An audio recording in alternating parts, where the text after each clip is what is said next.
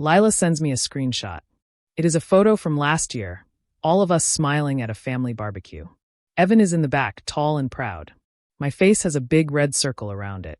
The caption says, "So, tell me, who's the most useless person in this picture?" There are laughing emojis and facts, and savage from boys I used to drive to soccer. I stare until the words blur. I am 54 years old, a mother, a planner, a person who pays bills on time. And yet, in this second, I feel 12. Small. Silly. Exposed.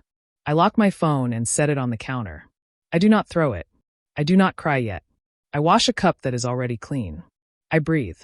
Then I open the phone again and read every comment. Some are jokes. Some are mean. Most are for the algorithm, not for truth. Still, they hurt. The penthouse in those photos is not Evan's. It is leased through the family trust. When he turned 23, the trust allowed a housing allowance for 1 year. The rules were simple. 12-month lease, no subletting, quarterly check-ins, basic savings plan, and steady work or study. It was not a gift, it was training wheels. The lease ends in 2 weeks. I should call him. I know. But if I call now, I will say the wrong thing. I will shout. He will hang up. We will both regret it. So I do what I am good at. I start with the facts. First, I call Anika, the property manager. I ask about the lease end date. She confirms it. The last day of the month, midnight fob shutdown standard. She sounds kind but firm. Do you want to renew? She asks. No, I say, and the word is like a straight line in my chest. Please prepare a formal non-renewal, as allowed under the agreement. Also, please note there may be extra occupants. If there is a breach, document it. Understood, she says. Next, I call Mr. Delaney, the trust attorney. He has known me since my 20s. He reminds me to keep everything by the book. Serve notice. Do not make threats online. Do not touch his things. Offer a storage unit and time to collect property. Consequences, he says, not chaos. I make a list. Storage unit reserved. Movers on standby for the final week. A small studio on Maple Street month to month, paid for 90 days, in case he needs a safe landing. It is not a penthouse. It is honest. It has a window with morning light and a stubborn radiator. It is enough. Only then do I go back to the post. I type slowly. The penthouse you're posing in is in my trust. The lease ends in 2 weeks. We're not renewing. Check your keys at midnight when the lease ends. I read it twice. It is not a fight. It is a boundary. I hit send. My hands shake. I make tea.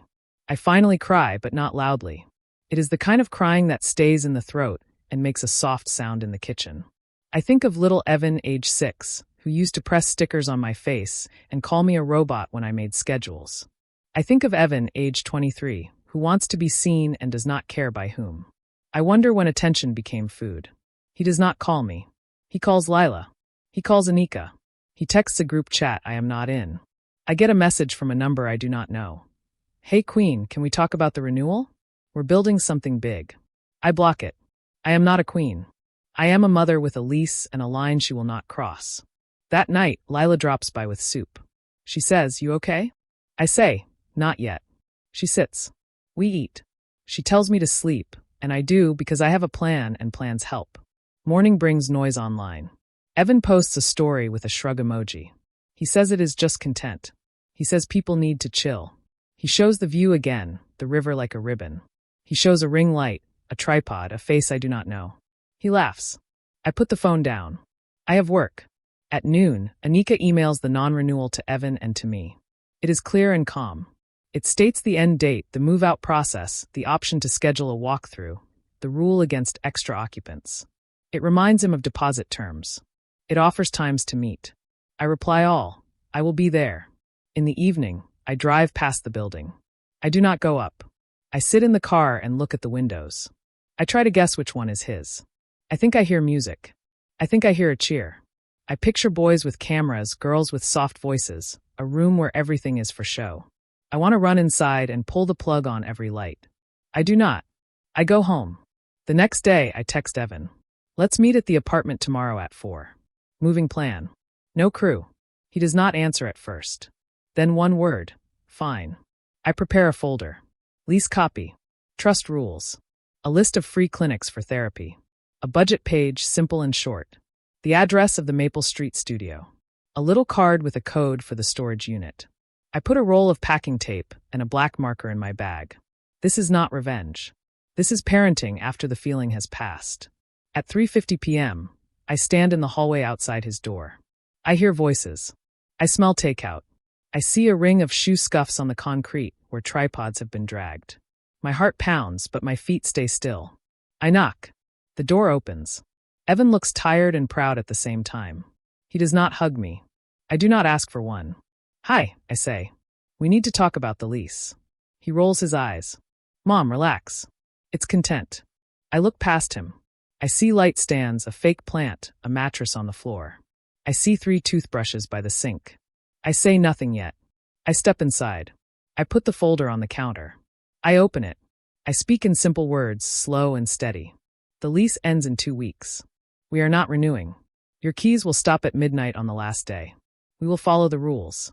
You will have time to move. I have a plan that will help you if you want it, but the plan does not include strangers living here. He laughs once sharp. It's not that deep. It is, I say, and we are going to do this the right way. He looks at the camera on the table, then at me. For a moment, he is 6 again, surprised that a rule is a real thing, not a suggestion. The moment passes. He shrugs. Whatever. I breathe. I do not chase him. I do not explain my heart. I keep to the path I chose. I tell him about the movers, the storage, the studio, the fob schedule, the walkthrough. I tell him I want to meet again in 3 days. He nods, distracted. Someone texts him. He smiles at the screen. I gather my things. In the elevator, I feel the ache again. But under the ache is steel. The line is set. The clock is ticking. At midnight, the lease ends and the keys will stop. And in 3 days, I will come back, and I will see who has been living in my son's life. I arrive 10 minutes early with a paper bag of packing tape and markers. The hallway smells like takeout and strong cologne. Anika steps out of the elevator at the same time, calm as always, clipboard in hand. "We'll keep it simple," she says. "Facts only." Evan opens the door before I can knock. Music spills out, too loud for this building. The living room looks like a small studio. 3 ring lights. 2 soft boxes. A boom mic like a fishing pole over a couch. On the floor, a thin mattress, crumpled blanket, somebody's socks. A girl I do not know leans against the kitchen counter, filming herself on the front camera. A tall boy with a shaved head is building a tripod while chewing gum. Another boy is asleep on the mattress, one shoe on, one off. "Crew," Evan says casual. We're in the middle of a bit. Anika smiles politely. "Good afternoon. I'm here to do a routine inspection before the lease end and to verify occupants." She points at the posted house rules on the fridge. No subletting, no extra residents, quiet hours. "Are any of you on the lease?" Shaved head keeps chewing. The girl laughs and points her phone at me. "Guys, the landlord's here." "I'm not the landlord," I say. "I'm his mother." The girl blinks. "Even better." She tilts the phone like she wants my pain to hit the right angle. Anika steps between us. "Recording of staff or visitors without consent is against building policy. Please stop." She says it once. The girl lowers the phone. I walk through the space slowly. The balcony door is propped open with a shoe. There are 4 toothbrushes by the sink and 6 mugs in the dish rack that say a brand name I don't recognize. There is a framed print on the wall. Evan on this same balcony, a gold sticker under the photo that reads self-made. I look at my son. He avoids my eyes. "We're not renewing the lease," I say, even and clear. As already noticed by email. Your key fob will stop at midnight on the last day, as the lease states. You will have time to move your things. The storage unit is reserved. The movers are ready if you schedule them. Shaved head snorts. "Bro, this is content gold." A new voice answers from the hallway. "Only if we shoot it right." A man walks in like he owns the view. Black turtleneck, bright white sneakers, teeth too shiny. He offers his hand to me like he's about to close a deal. "Mason." I help Evan with brand posture. I don't take his hand. "Are you on the lease, Mason?" He laughs. "No one's on the lease but the talent. Standard. But collaborators rotate. It's a collective." "It's a violation," Anika says, checking boxes on her form. "Everyone who is not on the lease must leave within 48 hours. That is not a suggestion. It is a requirement. I will document today's headcount." Mason slides his hands into his pockets. We're in a growth phase. The penthouse pays for itself. The river shots crush. I think of 6-year-old Evan sticking glitter stars on my cheeks and calling me a robot and asking if robots can love. I keep my voice soft. This place is not a stage. It is a legal space with rules. You broke them. There are consequences. Evan looks at Mason. Mason gives the smallest nod, like a coach before a play. Evan lifts his chin at me. Mom, it's not that deep. The post was a joke. Everyone jokes. They know it's a bit. It was not a bit to me, I say. And this is not a joke now. This is your life. No more strangers living here. No more posts that use your family as a prop. No new lease. We are done. For a second the room is quiet. Even the music stops. The sleeping boy wakes up and sits, confused. The girl whispers, "Is this the finale?" It is the first time I feel something like anger cut clean through the fog at the edges of my chest. Anika breaks the silence. I will email a written notice about unauthorized occupants. 48 hours to vacate for anyone not on the lease. We will also set a time for a pre-move walkthrough. She points to the floor. There are scuffs from equipment. Please avoid further damage. Mason smiles at her like she's a wait person, and he's about to ask for sparkling water. We'll handle it. I pull a small folder from my bag and place it on the counter. Evan, this is the address of a studio on Maple Street. 90 days, month to month. It is paid. It is not a penthouse. It is clean, safe, and quiet. There is also a card for the storage unit and the number for the movers. You do not have to take it, but I want you to have a choice that isn't a couch with 6 cameras. He flips the folder open, glances at the papers, and closes it like it burns.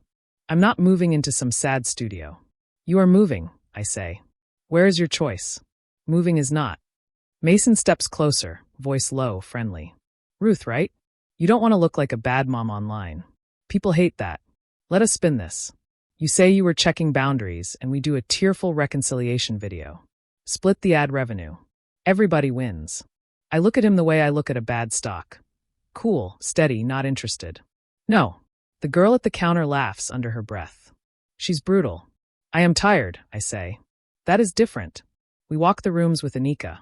She notes the extra mattresses, the tape on the walls, the burned ring on the coffee table where someone set a hot pan. In the bedroom, a clothing rack tilts under the weight of jackets with tags still on. On the bathroom shelf, a lineup of hair products and a lens cap. In the kitchen, the freezer hums too loud. Someone has wedged a bag of ice into the back, and the drawer doesn't shut right. I push it closed with my hip. It pops open again. I don't think about it. Back in the living room, Anika asks for names. The girl says Nova, which is not a name, it is a flare in the night. Shaved head says Taz. The sleepy boy mumbles Kel. Mason spells his full name slowly, like he wants it on a plaque. Evan signs his own. He does not look at me. 48 hours, Anika repeats. I will be back to confirm. Mason spreads his arms. Or, wild pitch, we shoot a countdown. 48 hours to save the penthouse. We'll donate a portion to charity. Audiences love redemption. Evan studies my face. I can see the old habit in him, the one that scans a room for the easiest path to applause. I shake my head once. Slow. He looks away. On our way out, the elevator is quiet and kind, a small box where nobody performs. Anika taps the clipboard. You did well, she says. No threats. No heat. It still feels like fire, I say. She nods. It will cool. At home, Lila has left soup again. I eat at the counter, standing, because my body will not sit. My phone lights with new comments on Evan's story. She ended my lease, he writes, with a sad face that is not sad. Guess I'm homeless now. People send broken hearts and fire emojis and offers of couches. I do not reply. I call Mr. Delaney and update him. He reminds me, stay in the lines. The lines protect you. Night falls. I put the folder copies in a drawer. I lay out a second roll of tape, just in case. I set an alarm for the day we do the final walkthrough. In the quiet, I hear the river inside my head, the way it sounds from that balcony, always moving, never rushing, sure of its path. I tell myself to be a river. I tell myself to wait. 2 days for the crew to leave. 10 days until midnight. Then the lease ends. Then we finish this part and begin the next. I do not know, yet, what I will find when I come back. I only know I will look in every corner, even the ones that hum and do not close right. The building is quiet when I arrive for the final walkthrough. The echo in the hallway feels bigger without the constant music. Anika meets me at the door with her calm clipboard face. We'll note everything and keep moving, she says. Inside, the room looks tired. 2 ring lights remain, unplugged and leaning like wilted flowers. The thin mattress is rolled against a wall. The fake plant is missing leaves. There are black tape marks on the floor where tripods used to stand. A cup with 3 toothbrushes sits by the sink, but the other things are gone. Nova's lip gloss is not here. Taz's gum wrappers are not here. Kel's shoe is gone. Most of the crew listened. That alone makes the air easier to breathe. Evan is not here. He texted that he is running late. I am not surprised. Anika takes photos of the scuffs and the burned ring on the coffee table. She checks the balcony door and writes loose latch. I follow her into the kitchen. The freezer makes that same too loud hum. The drawer is still not closing right. May I? I ask. Anika nods. I pull the drawer hard. Ice bags shift and crack. Something white and thick is pressed against the back wall, wedged under the ice. I take off my ring and reach in with careful fingers. My hand comes out with an envelope, soggy at the corners, heavy in the middle. On the front, in block letters, deliverables. The word turns my stomach. I look at Anika. This might be personal, I say. Up to you, she answers. If it's not yours, it should be returned. But you can look to identify. I open it. Inside is a stack. A contract with a fancy logo, a payment split sheet, a posting calendar, and a storyboard with screenshots of Evan's account. The storyboard makes my breath go shallow. It shows a family photo with a circle around a mother's face. 2 caption options are typed under it. Option A. Who's the most useless? There is a checkmark by Option A in Evan's handwriting. Beside it, a note in blue pen.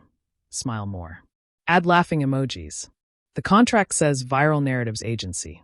It says creative direction, brand posture, residency support. It says 40% to the manager, one Mason Reese, for strategy and on-site collaboration. It says deliver 2 high-conflict posts per week, ramp to 3. It says parent as villain works every time. I lean on the counter because my legs feel hollow. I am not confused. I am not surprised. I am something else, steady and deeply sad. The post was not just a careless joke. It was a plan. They wrote it down. They froze it in my freezer like meat. Anika watches my face. You okay? I will be, I say. Can you finish the checklist without me for a minute? She nods and walks to the bedroom. I take photos of every page. Then I put the papers back in the envelope and slip it into my bag. I text Evan. Come to Aunt Lila's. Now. No cameras. He replies after 3 minutes. Why? I type. Found your deliverables. We need to talk. He sends a single word. Coming. At Lila's, the kitchen smells like ginger tea. She squeezes my hand and steps out to her garden to give us space. Evan arrives in a hoodie, eyes red from no sleep. He stands, not ready to sit. He looks at the envelope on the table like it might bite. What is that? He asks. Something you hid in a freezer, I say. I slide the storyboard across the table to him. His jaw tightens. He does not touch it. They told me it would make things easier, he says, voice low. They said nobody cares about quiet wins. They said conflict is currency, and parents are safe because they don't sue. They said if I have a villain, my numbers climb, and I can get brand deals and keep the place. They said I was boring without a story. Who is they? I ask, even though we both know. Mason, he says. And his people. I point at the 40% line with my finger. He takes almost half of what you make. In return, he lives in your home, breaks your lease, and tells you to humiliate your family for ads. Evan rubs his face. I thought it was temporary. Just to get the algorithm's attention. I didn't think about you. I told myself you would laugh later. I told myself it was fake. It was real to me, I say. It was also real to the building, to the lease, to the trust, and to you. You did not sleep. You did not eat right. You looked at your phone like it was oxygen. That is real. He flinches, and for a second I want to take the words back. But truth is the only thing that will change anything now. I already chose not to renew, I say, steady. That stands. At midnight on the last day, your key will stop. But the plan changes a bit. We're going to end this contract. Mr. Delaney will help. The building will file a complaint about unauthorized residents. That gives us leverage. You will post a simple apology, with monetization off. You will move to the Maple Street studio for 90 days. You will work a real job with real people. And you will stop using me as content. Evan stares at the storyboard. His eyes fill, but he swallows it. I didn't mean to sell you, he says. I just didn't know what else to sell. I feel something in me break and mend at the same time. I step closer. You don't need to sell anyone. You can build slowly. You can be good at something hard. You can be boring in private and strong in public. It takes longer. It lasts longer. He nods once. Okay. Okay for which part? I ask. Say it out loud. Okay, he repeats, stronger. No renewal. End the contract. Kick out the freeloaders. Apology. Studio. Job. No more villain content. And Mason? I ask. I'll block him, he says, then shakes his head. No. I'll have Delaney handle it. If I block him, he'll just show up and spin a story. That's right, I say. We will stay in the lines. The lines protect us. Lila comes back in with 3 cups and sets them down like we are regular people on a regular day. Evan picks up the storyboard and finally looks at it. He laughs once, a sound that is not joy. I checked the worst caption, he says. I actually checked it. You can check something else now, I say. You can check out of that life. He nods again. He looks younger without the crew behind him. He looks like the boy who used to stick stars on my cheeks and call me a robot. He looks like someone who wants to try. We make calls. Delaney answers and asks for scans. I send the photos. He says the words coercive terms and residency breach and termination for cause. He sounds like a door closing. Anika texts that the walkthrough is complete and the report is filed. She sounds like a lock clicking. Evan texts the group chat and says, no more staying at mine. I'm done. He sounds like a person choosing. When he leaves, he hugs me quick and awkward. I'll come by tomorrow, he says. We can box the rest. I'll bring more tape, I answer. After the door shuts, I sit alone for a minute and lay my hand flat on the storyboard. The paper is cool and heavy. I think of that word again, deliverables. I think of how it felt to pull the envelope from the freezer, cold and stubborn, and wedged into a place it did not belong. I think of my son's face when he said he didn't know what else to sell. Midnight is still coming. The keys will still stop. But the story has changed. It is not revenge anymore. It is repair, slow and honest. It is a mother putting things back where they belong. A lease in a file, a son in a small studio with morning light, and the word useless in the trash. Midnight comes the way it always does, quiet, exact, not angry. I sit at my kitchen table and watch the phone clock change from 11:59 to 12 o'clock. Somewhere across the river, Anika flips a setting in a computer, and the key fobs for the penthouse stop working. Nothing crashes. No siren. Just a rule doing its job. Morning is work. The movers arrive on time. Evan meets us at the apartment, hair unwashed, hands in his hoodie. He does not try to be charming. He points, he labels, he carries boxes. The crew is gone. The ring lights are stacked by the door like tall, quiet bones. Anika checks the walls and the floors. She notes the scuffs, the tape marks, the burned ring on the coffee table. These will come out of the deposit, she says. Evan nods. No jokes. At noon we stand in the kitchen with the last box. On the counter is the folder I gave him and a single frying pan that has somehow survived the year. He looks around like the room is a friend he hurt and can't apologize to. I don't know how to say goodbye to a place, he says. By leaving it better than you found it next time, I say. He puts the pan in the box and tapes it shut. Outside, the air is bright. The river looks like a sheet of metal. Evan hands Anika the keys. She clicks them on her ring, locks the door, and writes the time on her form. That is how a chapter ends, with ink, not with music. We go straight to Mr. Delaney's office. He has already read the scans from the freezer envelope. He has already drafted a termination letter to the Viral Narratives agency and to Mason. He uses steady words, coercive terms, unauthorized residency, termination for cause. He adds the building's complaint about extra occupants. He adds screenshots from the storyboard.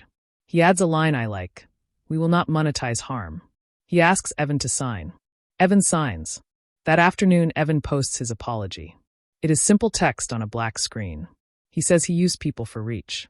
He says he turned his family into a story so he would not have to build a real one. He says he is sorry. Monetization is off. He does not cry on camera. He does not fight in the comments. He turns the phone over and lets it face the table like a child in timeout. The studio on Maple Street is small and honest. The radiator ticks. The window lets in a slice of morning that lands right on the floor. We set up a borrowed bed frame, a thrifted table, and a lamp with a warm bulb. He texts me late. It's loud but in a good way. I picture the pipes and the bus brakes and the way a city says, "Wake up, there is work." Work comes fast. A week later, he starts at a gear rental house. He learns the names of things he used to treat like props: C-stands, apple boxes, gaffer tape, stingers. He learns how to coil a cable so it lasts, how to lift without hurting his back, how to sweep a floor at closing when nobody's watching. He comes home with dust on his sleeves and real tired in his face. He talks about a grip who taught him a knot. He does not talk about numbers or reach. On Tuesdays we eat dinner at my place. The first time, he brings flowers he bought himself and stands there like he is not sure where to put them. I give him a jar. He says, "I'm going to therapy." I say, "Good." We do not make it a performance. We make it a habit. Weeks pass. The building sends a final invoice. The deposit covers most of the damage. Delaney emails to say the termination went through. The agency blames a rogue manager and closes the file fast. Mason tries to call from a new number. We do not answer. He shows up at the rental house, once with a camera. He leaves without it after the owner asks him to go. Some doors do not open for bright sneakers. Then comes the test that feels like a twist. Evan forwards me an email at midnight on a Friday. The subject line says, "Family Redemption Arc $." A brand offers a big deal if we agree to a filmed reconciliation, with tears and old photos and a surprise gift at the end. They want to rent a set that looks like the penthouse. They mention guaranteed engagement. They list the cash up front. It is more money than Evan has ever seen in one screen. For a long minute, I say nothing. I let the number sit in the room and glitter. I remember how it felt to pull that envelope from the freezer, heavy and cold.